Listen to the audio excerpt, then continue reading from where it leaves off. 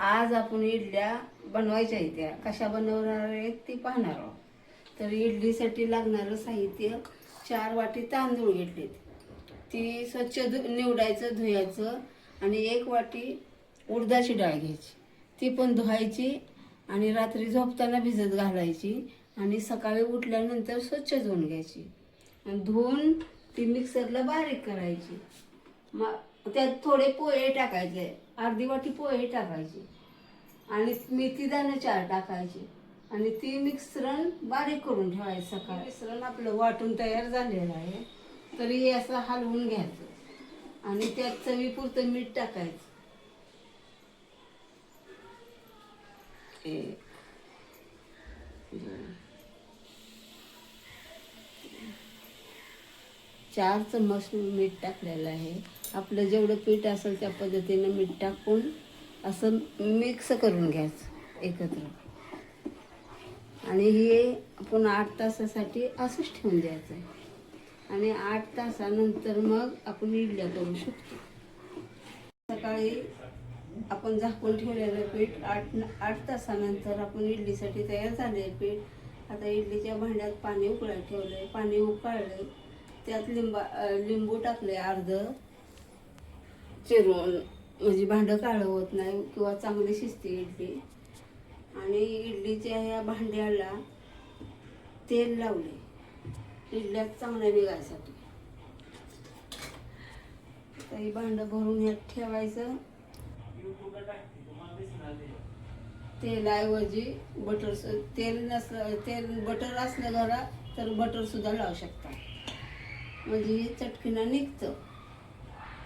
आणि गॅस हे शिजत ठेवायचं, मोजून 15 मिनिटं शिजवायचं। 1 उकळी आली ना की मध्यम गॅसवर 15 मिनिटं शिजवायचं, आणि 15 मिनिटांनी मग थोडं वाफ जाऊन देऊन काढायचं।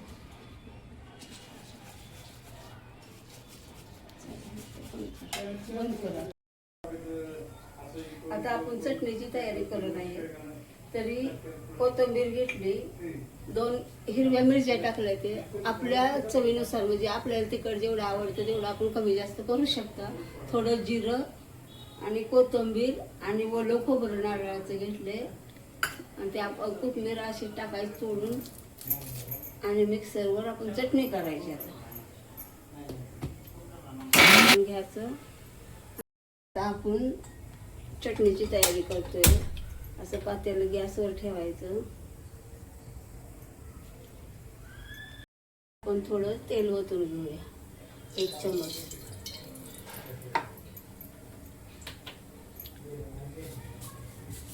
त्यात थोडी मोहरी टाकायची,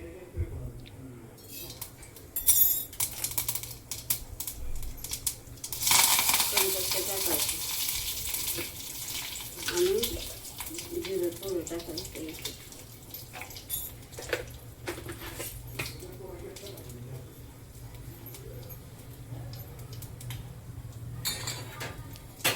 आता आपण तडका द्यायचा।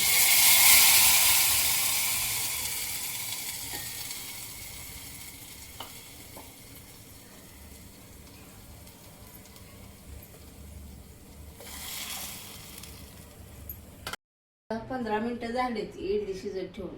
आता आपण शिजले ते का काय बघूया। इडल्या अशा छानशा फुगले दे। आता मग आपण काढून घेऊया खाली, थोडं गार होईल तसं काढायचं।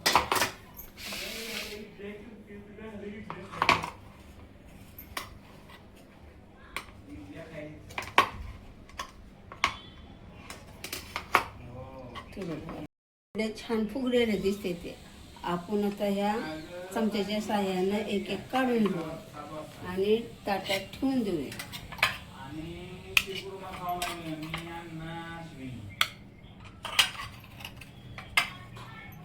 आणि खोबऱ्याची चटणी केली, ही खोबऱ्याची चटणी इडली चटणी खायसाठी ताटात घेतली। आता आमची अश्विनी टेस्ट करून बघ, आता ही टेस्ट करून बघूया कशा झाल्या ते।